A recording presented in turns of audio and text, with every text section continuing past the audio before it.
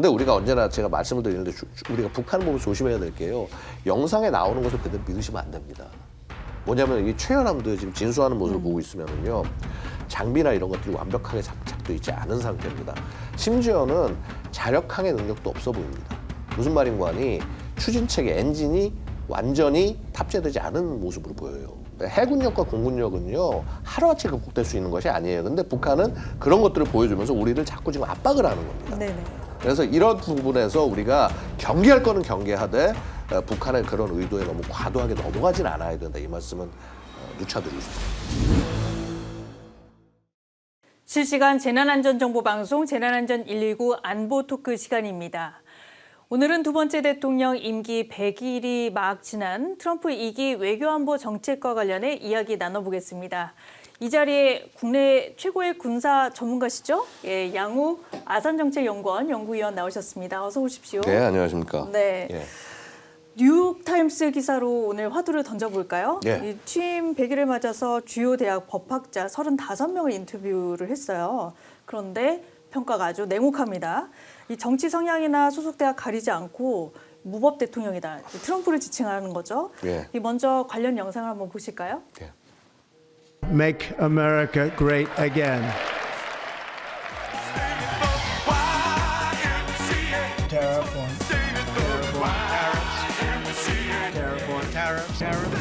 It's the most beautiful word there is. Tariff. 트럼프 대통령이 100일 동안 가장 많이 언급한 단어는 관세일 겁니다. 관세 폭탄엔 이웃도 동맹도 소용없었습니다. But Donald, this is a very dumb thing to do. 철강 자동차 관세에 이어 상호 관세. 남극의 펭귄만 사는 무인도에까지 관세를 매겨 조롱을 사게 됐습니다. This is Liberation Day. 하지만 미국 국채 시장이 흔들리자 말을 바꿔 상호 관세는 유예. 극단적인 관세율로 치고받던 중국엔 협상을 시작하기도 전에 한 발 물러설 듯 태도가 달라졌습니다. Trump has slapped tariffs on, then off again with no rhyme or reason. 트럼프 특유의 밀고 당기기. 협상의 기술일지는 몰라도 우리나라를 포함해 세계 경제는 죽을 맛. 트럼프는 아랑곳하지 않습니다. They are dying to make a deal. Please, sir, make a deal. I'll do anything. I'll do anything, sir. 트럼프는 전쟁을 곧 끝낼 묘수가 있는 것처럼 나섰지만 알고 보면 약한 쪽에게 양보를 압박하는 방식이었습니다. You have to be thankful. You don't have the cards. 밀어붙이기 정책은 미국 내에서도 마찬가지였습니다. 마구잡이 예산 삭감에 불법 이민자와 성소수자와 정부 직원들과 대학들과의 전쟁이 벌어졌습니다. 트럼프 대통령의 임기는 2029년 1월 20일까지입니다. KBS 뉴스 양민효입니다. 네, 위원님. 예. 이제 1기도 마찬가지지만 2기도 MAGA, Make American Great Again 예. 있잖아요. 근데 예. 이게 미국을 위대하게가 아니라 이제 미국을 위태하게 만들고 있는 거 아니냐, 뭐 이런 이제 얘기도 나오고 있어요. 그래서 예. 지금 뭐 1기 때 충분히 경험했습니다만 그때랑 지금 비교해 보자면 훨씬 더 노골적이고 더 매운맛으로 지금 가고 있는 것처럼 보이거든요. 근데 이제 그 중에서 조금 더 특이한 점을 보면은 파나마 운하나 그린란드 같은 예. 경우 이거 진심이 아니냐, 이제 처음에는 이제 협상용 아니냐 이제 사람들이 이렇게 생각을 했는데 예. 이거 뭐 캐나다 같은 경우에는 미국의 51번째 주라고까지 했어요. 예. 그러니까 국경을 맞대고 있는 국가에게 이렇게까지 한다. 이거 어떻게 봐야 됩니까? 이렇게 보셔야 될 거예요. 일단은요, 트럼프를 떠나서 일단 미국 전체를 한번 생각을 해보면은요, 미국이 분명히 트럼프 지금 정부 들어와서 국제 리더십에서 한 발 물러나는 모습 같을 보이고 있고, 사실 이 부분 때문에 많은 국가들이 굉장히 불안해하지 않습니까? 근데 이게요, 미국이 그런 사이클이 있습니다. 무슨 말인가? 어떤 사이클 말씀하시는 거죠? 이렇게 국제 문제에 개입을 하려고 하다가 이렇게 빠지는 이 사이클이 언제든 미국은 존재를 해왔어요. 네. 특히 보면은 우리가 뭐 미국 생각하면 뭐 윌슨주의 그러면서 국제 이 질서나 평화를 끌고 가고 그런 모습 네, 생각하지만요. 자유주의. 네. 자유주의. 근데 사실 그 윌슨조차도요. 1차 세계대전에 끌려가지 않기 위해서 우리가 상상할 수 없는 말들을 해왔어요. 그리고 또 비슷한 한번 사례를 생각을 해보면은요. 2차 세계대전 이후에 미국은 별로 물러나지 않았습니다만은요. 베트남 전쟁 이후에 닉슨 독트린이 나오면서 아시아는 아시아가 알아서 지켜라. 자, 이런 식의 사이클이 분명히 반복됩니다. 지금 이게 우리가 봐야 될 게 뭐냐면요. 미국은 9.11 테러 이후로 20년간 대테러 전쟁을 수행을 해왔어요. 이 과정에서 사실은 굉장히 국력이 많이 소진이 된 겁니다. 네. 결국 이거를 빨리 정리해야겠다고 굉장히 세게 얘기하고 나온 게 트럼프 때부터, 1기 때부터 시작이 된 거고요. 네. 바이든이 그럼 트럼프하고 달랐냐? 국제적 리더십이나 이런 데 있어서는 분명히 어떤 모습을 보여줬지만은요. 미국이 발을 빼려는 모습에 있어서는 사실은 트럼프나 바이든이 같은 맥락이 있었다는 그럼 거예요. 지금 사이클은 고립주의로 지금 가고 있는 그런 단계인데. 예, 그러니까 이게 네. 근데 사실 저는 그 말도 조금 약간 한 가지 말씀드리면 신고립주의다 얘기를 하지만요. 미국이 우리가 미국을 평가할 때 얘기하는 고립주의는 세계에서 벗어나겠다가 아니라 그런 건 아니죠. 예, 네, 미국 아메리카 대륙. 네. 그래서 다 남미까지 포함해서 우리의 세력권 안에서만 일단 있겠다. 네. 그 안에서 힘을 키우겠다. 네. 그 사이클이라고 봐요. 그 그래서 사이클에서 파나마 운하와 그린란드는 어떻게 접목이 되나요? 사실 이게 굉장히 중요한 것이요. 아시다시피 파나마 운하라고 한다면요. 미국이 태평양 혹은 대서양으로 이 물자와 그다음에 해군력을 이렇게 보낼 수 있는 굉장히 중요한 핵심 요충지라는 거죠. 네. 그다음에 그린란드 같은 경우는 지금 아시다시피 뭐 미중 패권 경쟁 태평양이 뭐 예를 들어서 뭐 대만에 네. 침공이 되면 봉쇄가 될 수도 있는 얘기할 때 대한 항로가 북극 항로입니다. 네. 그러면 그린란드가 갖는 전략적 가치는 핵심이라는 거죠. 군사적인 전략적 가치가 있는 그렇죠. 군사적, 경제적, 전략적 가치가 있는 지역을 절대 내줄 수 없다라는 그런 모습이고요. 이것이 사실은 이제 트럼프의 그 전형적인 그 뭐라고 그럴까 우리가 좀 얘기하자면 너무 그 장마당스러운 네네. 이 좀 그런 저렴한 표현이 더해져서 그렇지 사실은 이것은요 미국 전략가들이 바라는 욕망을 그대로 표현한 것이다라고 말씀드릴 수 있어요. 아, 그렇군요. 하지만 이제 아무리 국익을 추구한다고 하더라도 뭐 동맹이라든지 그다음에 뭐 캐나다를 넘어서 유럽까지 배제하는 모습을 보이는 거는 이건 정말 이례적으로 볼 수밖에 없는 거거든요. 자, 사진 하나 제가 보여드릴게요. 예. 사진 한번 띄워주시겠어요? 네. 트럼프 대통령하고 젤런스키가 지난달 26일 날 바티칸 성 베드로 광장에서 교황의 장례식 가운데 회동한 장면입니다. 자, 이 사진 의미하는 바는 전쟁 중재하겠다고 그동안에 트럼프가 나섰는데 실제로는 젤렌스키 대통령만 압박하는 그런 상황이 반복되고 있지 않습니까? 예. 이거 어떻게 봐야 될까요? 또 전형적으로 강약의 약간이죠. 그런 모습이라고 볼 수도 있고 그다음에 이제 한 가지 말씀드린 걸 겁니다. 트럼프가 계속적으로 얘기해 온 게 미국이 왜 다른 나라의 안보를 다 짊어져야 되냐. 심지어 그 나라가 우리한테 이득을 보고 있는 과정에서 이것까지 안보까지 짊어지는 건 굉장히 바보짓이다. 그러면서 대표적으로 지적한 게 나토입니다. 네. 예. 그리고 뭐 한국, 일본도 같이 이제 지적을 네. 했고요. 뭐 그다음에 이외에 뭐 예를 들어서 사우디라든가 기타 어떻게 뭐 이런 나라들에 대해서도 압박을 가하는데 자 이게 기본적으로 뭐냐면요 사실은 역사적으로 나토라는 게 그렇지 않습니까? 2차 세계대전 끝나고 난 이후에 그 소련이 그 특히 바르샤바 조약기구에서 엄청난 지상군을 갖고 침공해 들어올 때 막아야 되는데 유럽은 망했어요. 2차 세계대전으로. 네. 마샬 플랜으로 겨우 지금 이제 그렇죠. 연명을 시켜놓고 네. 그러니까 미국이 지켜줘야 되니까 지켜는 주는데 이제 너희들도 좀 힘을 키워서 같이 지켜라. 네. 나토가 됐고 여태까지 나토는요 미국이 정말 자기 돈을 쏟아부으면서 하드캐리 해왔어요. 네. 하드캐리 해왔는데 자 이게 아시다시피 이제 냉전 끝나고 나서 러시아 무너지고 나니까 어떻게 했습니까? 이제 평화로워졌네 하면서 평화배당금 얘기하면서 사실 어떻게 보면 안보에 투자할 거를 유럽 있는 국가들이 전부 다 경제로 돌려버린 거죠. 돌렸죠. 네. 근데 미국은 여전히 우리는 계속 이 돈을 투자하고 있는데 니들은 왜 돌리지? 야 최소한 GDP 2%라도 좀 투자해라라고 지속적으로 얘기를 해왔는데 네. 이런 부분을 안 해온 거죠. 그러니까 사실 어떻게 보면요 유럽이 사실 이제 유로피안 히포크라스라고 저는 표현하고 싶은데 평화를 얘기하고 우리도 지키겠다고 얘기를 하지만은요 막상 이렇게 우크라이나 전쟁처럼 발등에 불이 떨어지고 나서야 뒤늦게 나서는 모습이 나온다라는 것이죠.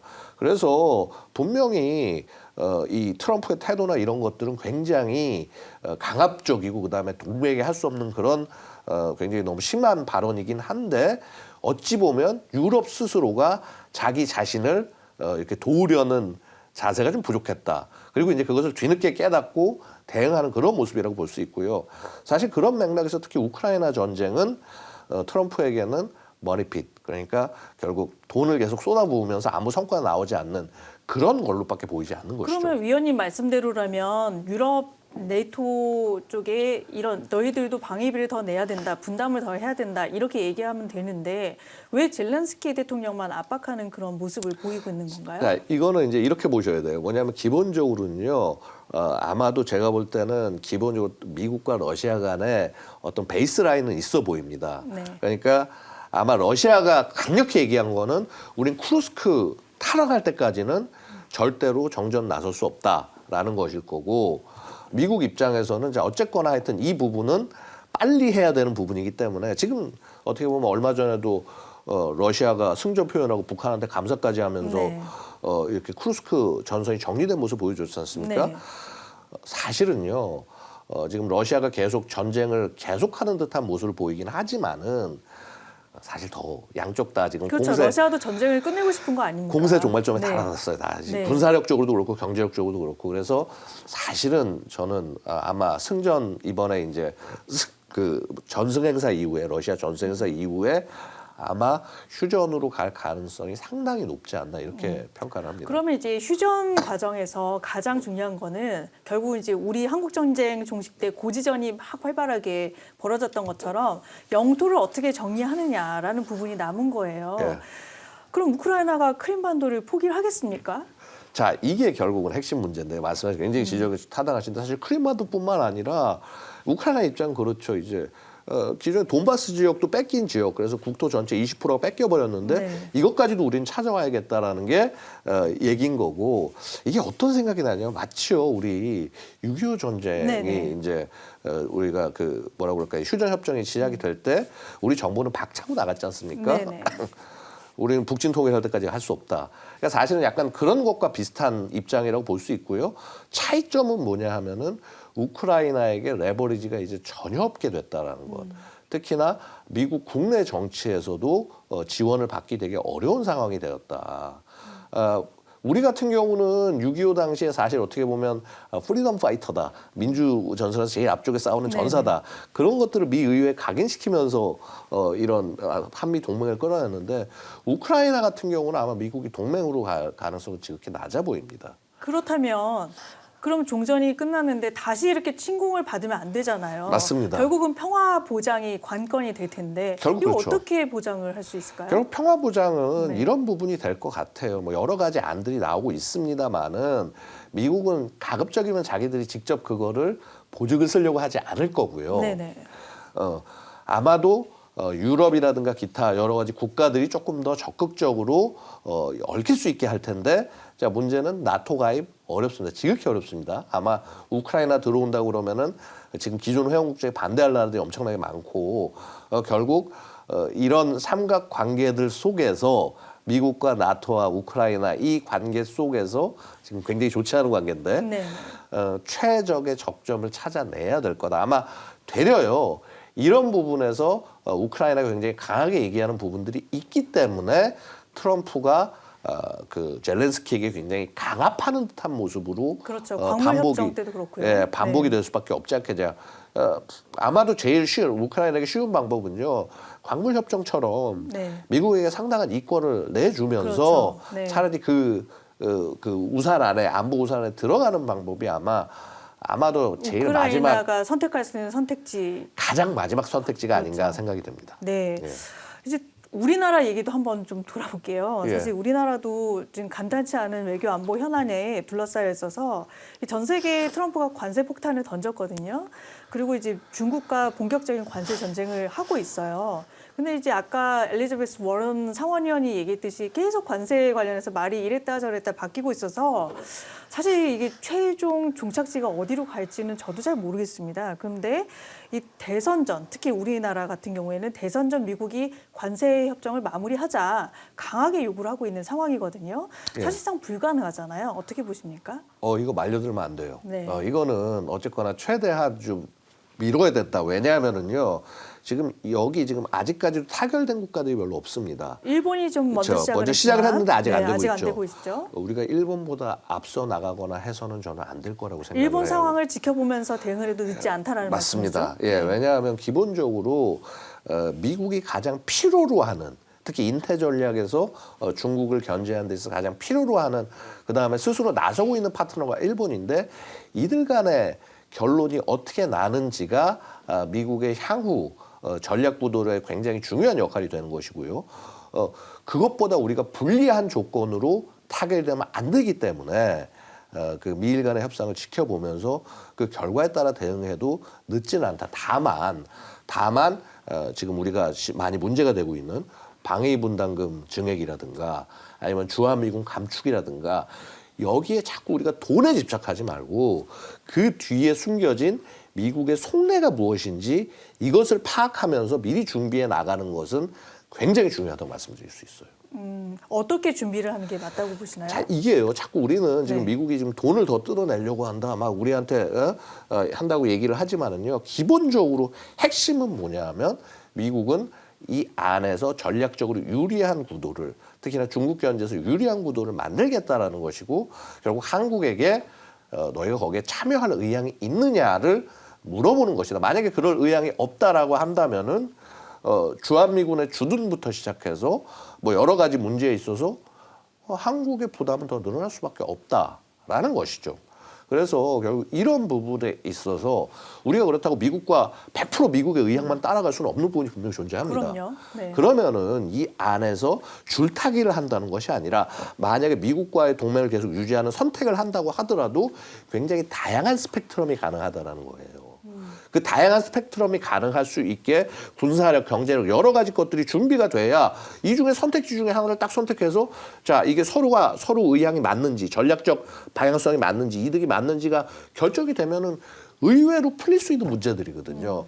우리가 결국 얼만큼 선택지를 다양하게 해놓냐가 가장 핵심인 거다. 네. 이 말씀을 좀 드리고 싶네요. 그래서 우리가 어떤 선택지를 마련하느냐 그런 예. 부분과 관련해서 전문가 집단에서 예. 이제 많은 연구가 지금 이루어지고 있는 것으로 알고 있습니다. 그래서 얼마 전에 아세안 플래너 2025 행사가 예, 예. 열렸는데요. 예. 이때 이제 제가 보니까는 좀 특이한 그런 메시지들이 좀 나왔습니다. 자, 예를 들면 이런 겁니다. 한국과 일본 등을 중심으로 아시아 국가들이 북대서양 조약기구 나토와 같은 집단 방위기구를 설립해야 된다. 예. 이런 주장이 나왔는데 예. 현실성이 있을까요? 예를 들어서 뭐 세아토라든가 과거에도 이런 시도는 있었습니다만은 잘 이루어지지 않았었어요. 근데 이게 지금 보고 있으면은요, 지금은 충분히 가능한 조건으로 가고 있는 것이 미중 패권 경쟁이 굉장히 세지고 그다음에 특히 그 중에서 특히 그 중국의 패권적 그 영역 확장에 이 직접적 영향을 받는 국가들이 굉장히 뭐라고 할까 서로 도와야 된다. 소위 우리가 유사 입장국이라고 얘기합니다. 그럼 유사 입장국이 어느 국가를 말하는 겁니까? 위원님? 글쎄요, 뭐 여러 가지가 될 수 있겠습니다만 일단은 한국, 호주, 네. 필리핀 네. 그리고 넓게 얘기했을 때 일본. 인도도 포함이 되나요? 인도도 당연히 포함이 될 수 네. 있고요. 그래서 이런 국가들이 특히나 의미 있는 군사력을 기여할 수 있는 국가들이 서로 그 안보 협력을 하는 데 있어서 사실 군사 이 어떤 동맹까지 아시아판 나토까지 가는 거는 최종적으로 가장 끝단에 있는 얘기고 사실 지금 협력 단계부터 잘 안 얽혀가고 있거든요. 그래서 우리가 아시아판 나토라고 하는 커다란 어떤 그 목표를 제시를 하고 그다음에 이거를 향해서 각 국가들이 서로 의견을 주고받는 과정에서 자연스럽게 군사협력이 일어나면서 이 지역의 인태 지역의 안보에 기여할 수 있는 것이 아니겠냐. 바로 이런 것이 그 아시아판 나토 구상의 접근법 중에 하나다. 굉장히 이상적인 것이고 그다음에 사실 예를 들어서 지금 한일이 군사동맹이 가능하겠습니까?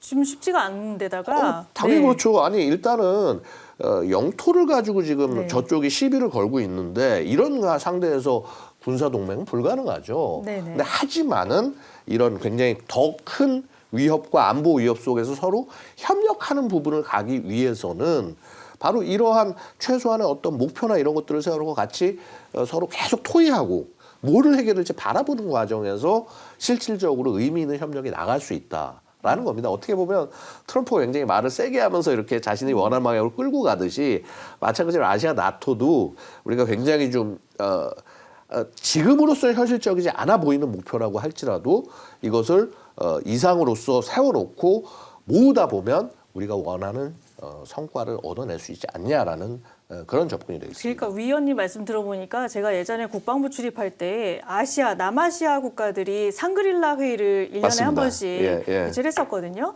그 안에 들어온 이제 국가들이 다 이해관계가 다르지만 그래도 안보라는 이슈에 있어서는 좀 일단은 공통의 목표가 맞습니다. 있잖아요. 예. 그래서 그런 식의 어떤 좀 집단 토의치에서부터 시작을 하는 것도 방법이 아닐까라는 맞습니다. 생각이 드는데요. 일단 우리가 그렇지 않습니까? 뭐 이렇게 날기 전에 일단 달려야 되고 달리기 전에 이제 뭐 걷고 기고 그래야 되는데 네. 지금 이제 소위 아직 기어가는 단계에서 지금 있다고 한다면은요. 이 협력의 장, 그다음에 대화의 장을 늘렸을 때 네. 그때 굉장히 의미 있는 그런 길들이 보이기 시작할 겁니다. 일단 얘기를 해야 돼요. 그러니까요. 그러니까 예. 토의할 수 있는 그런 공간, 토의할 수 있는 회의체, 예. 또 그런 목표를 또 어떤 성명서에 담아서 또 집단의 의지, 안보 의지를 대외에 알리는 행동 이런 것들이 단계적으로 이루어져야 될 것 같다는 생각이 들거든요. 예, 그렇습니다. 네. 자, 트럼프 대통령이 방위비 추가 분담에 대해서 또 압박 수위를 높이고 있잖아요. 그런데 이제 여러 가지 의견들이 분분한 가운데서 관세와 안보를 연계하는 거 아니다, 분리해야 된다. 이런 또 세부적인 강론에 있어서는 의견이 또 나뉘고 있어요. 예. 어느 쪽이 국익에 더 도움이 될 거라고 보시나요? 그래서 제가 일본 협상 과정을 좀 지켜보라고 말씀을 드린 것이고요. 기본적으로 지금 경제와 안보를 연결하려는 분위기로 계속적으로 모든 나라에 접근하고 있습니다. 지금 미국뿐만이 아니라 사실 경제와 안보를 연결해서 가장 우리가 중국에게 한번 호되게 당해봤고요. 지난 사드 네네. 사태를 통해서. 자, 그래서 이러한 경향들이 일어나고 있는 것이고 중요한 것은 우리가 이것을 고개를 돌린다고 해서 이게 사라질 것은 아니다. 네네. 연계할 거다, 연계하지 않을 거다의 문제가 아니라 결국은 상대방은 이미 연계해서 패키지로 들이밀고 있기 때문에 그런데 이번에 좀 의외적인 거는 분리 정책을 오히려 미국이 들고 나왔어요. 그게 좀 의외였습니다. 지금은 그만큼 사실 국내 정치에서 부담스러운 부분이 많은 거죠. 네. 그렇기 때문에 어떻게 보면 우리가 이 부분을 활용해야 될 부분들이 굉장히 많이 있다라는 겁니다. 그래서 가장 핵심적으로는 미국의 의도가 미국의 전략적 의도에 한국은 동의하는데 니들이 하는 이런 의도를 이루기 위해서는 지금과 같은 관세 장벽과 접근은 의도를 이루는데 전혀 도움이 되지 않는다라고 하는 것들을 확실히 시켜야죠. 예. 그 주한미군이요. 현재 28,500명. 사실은 이제 이거보다 좀 줄어있다라고 이제 예. 알려져 있는데요. 예. 일단 공식적으로는 그렇습니다. 예. 트럼프 대통령이 이 주한미군 병력을 감축하겠다라는 거는 이미 1기부터 계속 얘기를 해왔다는 예. 거거든요. 예. 근데 이번에 이제 방위비 협상에서 이런 부분은 분명히 거론될 가능성이 높아요. 그런데 이런 이제 병력 감축 신호가 북한에 주는 좀 안 좋은 신호라고 한다면 어떤 게 있을까요? 일단 북한이 오판할 가능성이 가장 걱정이 되는 거죠. 그러니까 아시다시피요. 미국의 엣지슨 선언으로 미국이 이제 뭐 한국 신경 안 쓰겠네. 바로 이게 북한의 6.25 남침에 굉장히 중요한 촉발 원인 중에 하나가 된 것이고요. 마찬가지로 이런 트럼프의 접근 자체가 북한의 오판과 그다음에 남한에 대한 전략적 도발로 이어지는 것. 이것이 이제 가장 위험한 일이라고 말씀을 드릴 수가 있는 거죠. 그리고 사실 이 부분을 얼만큼 줄일 수 있느냐라는 것이 차기 정부의 가장 핵심적인 안보 목표가 되지 않겠나 생각이 됩니다. 이제 북한이 이런 다극 체제, 지금 이제 미국의 단극 체제에서 다극 체제로 옮아가는 이런 국제 질서에 있어서 가장 이익을 극대화하고 있는 건 사실은 북한으로 보여요. 그래서 북한이 이제 그동안에 뭐 국제사회의 어떤 압력, 제재 이런 것들을 다 피해서 교묘하게 피해서 핵전력 완성하고 있는 그런 단계까지 왔거든요. 그래서 북한이 이제 핵 보유국이 아니다라고 주장하기에는 굉장히 근거가 약해졌다. 그래서 최근에 보면은 얼마 전 구축합 진수식도 사흘 만에 시험 사격까지 했거든요. 예. 그러니까 북한의 핵전력이 도대체 어디까지 진강을 했느냐 이런 부분은 군사 전문가이신 위원님께서 가장 잘 아실 것 같은데. 일단 네. 뭐 굉장히 여러 가지 복잡한 전략적 측면들이 있긴 합니다만은 일단은 투발할 수 있는 수단들은 잘 갖춰져 있어요. 네, 근데 ICBM 문제는 뭐 ICBM은 네. 이제 뭐 미국을 향해서는 ICBM, 네. 주변국이나 혹은 보복 능력을 향해서는 SLBM. 그다음에 뭐 IRBM부터 다양한 무기들이 네. 있고 그다음에 특히나 한반도 안에서 석권을 위해서 전술핵을 굉장히 거의 한 10여 종 이상의 투발 수단을 전술핵에 그렇죠. 갖춰놨습니다. 다종화. 다종화소. 네. 근데 자 문제는요. 막상 전술 핵탄두는 완성이 안 됐어요. 그게 남았군요. 네, 그게 남아 있고 그다음에 그거를 아마도 빠르면 올해 결합까지 결합 가능하다. 그래서 네. 왜냐하면 이게 그 작은 크기로 만들었는데 이게 실제 기폭이 될 수 있다. 네. 물론 파괴력은 세지 않습니다. 전술핵이기 때문에. 그리고 파괴력이 세지 않다라는 것이 되려 더 무서운 지점입니다. 뭐냐면 사용할 수 있는 핵이라고 생각을 하고 접근한다는 거죠. 그렇죠. 그래서 이런 부분에 있어서 북한은 상당 부분 나가고 있는데 근데 우리가 언제나 제가 말씀을 드리는데 우리가 북한 보면 조심해야 될 게요. 영상에 나오는 것을 그대로 믿으시면 안 됩니다. 뭐냐면 이 최연함도 지금 진수하는 모습을 보고 있으면은요. 장비나 이런 것들이 완벽하게 작동돼 있지 않은 상태입니다. 심지어는 자력항해 능력도 없어 보입니다. 무슨 말인가 하니 추진체계 엔진이 완전히 저거되지 않은 탑재되지 않은 모습으로 보여요. 네. 그러니까 그거 어떻게 뭐 보면 알 수 있냐면요. 연돌이라는 부분인데 연돌에 연돌이 뭐나요? 연돌이 이제 네. 우리 자동차에서 배기가스 나가듯이 네네. 엄청난 터빈 엔진을 통해 가지고서 배기를 내보내는데 연돌 부분이 비어 있어요. 아, 그 사진을 보면 사진을 보면 비어 있습니다. 그래서 물론 완벽히 안 된 상태에서 진수할 수도 있지만은 지금 저렇게 발사하고 우리가 배는 만들었고 발사할 수 있다 이런 능력이 있다는 걸 보여주는데 굉장히 북한이 집착을 하고 있다라는 거고요. 네. 이거에 너무 좌지우지 되실 게 아닌 게 배가 1톤당 군함 만드는 게 1억 원이에요. 그럼 5천 톤이다 그러면은 5천억 원짜리가 되는 겁니다. 네. 북한이 저거 몇 척이나 만들 수 있을까요? 한 대 보여주고 이제 그렇죠. 네. 그러니까 뭐 아마 많아봐야 한 두세 대 정도일 겁니다. 네. 그러니까 이게 이런 것들이 굉장히 특히 해군력과 공군력은요 하루아침에 극복될 수 있는 것이 아니에요. 근데 북한은 그런 것들을 보여주면서 우리를 자꾸 지금 압박을 하는 겁니다. 네네. 우리 너희에게 뒤지지 않고 너희를 압박할 수 있어.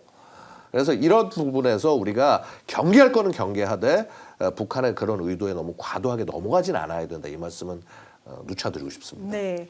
그러면 또 위원님이 그동안에 주장해 오셨던 것들 중에 또 중요한 메시지 중에 하나가 한미 동맹에만 너무 의존해서는 안 된다. 우리 자주 국방도 그만큼 키워야 된다.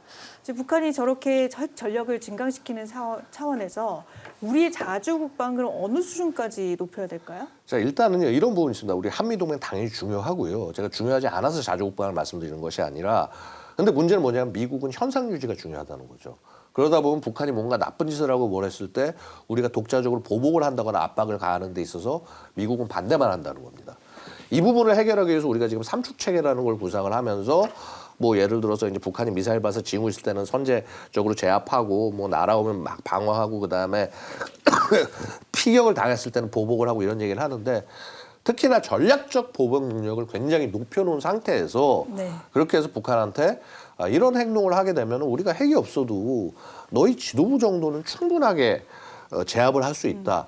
그렇기 때문에 평화로 나가야 된다. 이런 모습들은 이거는 솔직히 미국도 하지만은 그렇게 충분히 할 수 없는 역량이거든요. 한반도 내에서 이거 우리가 스스로 하지 않으면 아무도 해줄 사람이 없는 겁니다. 이거. 네. 그러면 우리 탄도미사일에 뭐 예를 들면 이제 미국의 전술 핵탄두를 결합한다든지 이거는 가능할까요? 예, 이게 제가 사실 이제 계속 요즘 드리고 네. 있는 말씀인데 이제 이게 어떤 맥락에서 나온지 말씀을 드리면은요. 지금 우리가 자꾸 독자 핵무장 얘기들 같은 것들을 많이 하고 있습니다만은 독자 핵무장 분명히 가도 좋긴 합니다만 경제 제재 이런 거 똑같이 받고 그다음에 국제적으로 고립될 가능성이 굉장히 높습니다. 그렇다면 현재 미국에 있는 핵을 우리가 지금 어떻게 보면 미국이 써서 활용하는 모습을 보여주는데 네. 한국판 핵공유를 하자는 거죠. 그러니까 보통 핵공유하면은 전투기에다 핵폭탄 달고 공격을 하는데 네. 우리는 짧은데 북한하고 짧은데 전부 공군기지 다 맞으면은 반격을 못 하지 않습니까? 네네. 이것을 저걸 통해서 하자. 우리 탄도미사일에 미국의 핵탄두를 실어서 배치를 해놓고 있다면 그러면은 이거는 탐지도 힘들고 굉장히 강력해지거든요. 그럼 북한뿐만 아니라 기타 주변국들 여러 나라들이 함부로 덤비려는 것도 이걸로 막을 수 있지 않겠냐라는 것이 이제 제가 드리는 미국이 말씀 그 중에 부분에 하나죠. 대해서 동의를 할지가 관건이긴 하겠네요. 트럼프 정부라면은요 그게 네. 가능할 수도 있습니다. 사실 제가 요 몇 년 사이에 우리 정부가 한 일 중에서 제일 잘한 일이 뭐냐면요 한미 미사일 미사일 가이드 사거리. 예, 그렇죠. 지침을 완전히 없애버리고 네. 그 탄두 중량하고 사거리 제한 없애버린 거. 결국 이게 트럼프 정권 때 일어났어요. 그렇죠. 우리가 이 네. 트럼프 정권을 잘 활용을 한다면은 우리가 원하는 모습들 충분히 갈 수 있다. 그래서 이런 것들이 아까 말씀드렸던 방위분담금 협상, 주한미군 감축 이것과 같이 해서 그럼 반대급부로 야 미국 전술에 여기 배치해놓고 핵공개하자. 불가능한 얘기가 아닐 수도 있다라는 겁니다. 예. 자, 이 뭐 시간이 너무 짧아서 예. 그 위원님 말씀을 더 듣고 싶은데 이제 마지막으로 한미 동맹의 성격을 변화시키려는 미국에 일방적으로 끌려가지 않기 위한 우리의 전략적 선택 뭐라고 보시나요? 가장 간단한 거는요. 강약 약강입니다. 특히 트럼프 정부는. 우리가 약하면 질질 끌려갈 수밖에 없는 것이고요. 그렇다면 우리가 이 동북아 지역에서 거기에 걸맞는 군사력과 경제력 그다음에 그것을 발휘할 수 있는 역량을 가진다면은요. 미국도 그걸 활용하려고 할 거고요. 결국 그 부분에서 서로 줄고 받을 것을 명백히 하는 그런다면 이게 오히려 더 건전한 동맹 관계로 오래 갈 수 있는 것이 아닌가. 이런 말씀을 좀 드리고 싶습니다. 네. 네, 양욱 위원님의 오늘 말씀 여기까지 듣도록 하겠습니다. 오늘 스튜디오 나와주셔서 감사합니다. 감사합니다.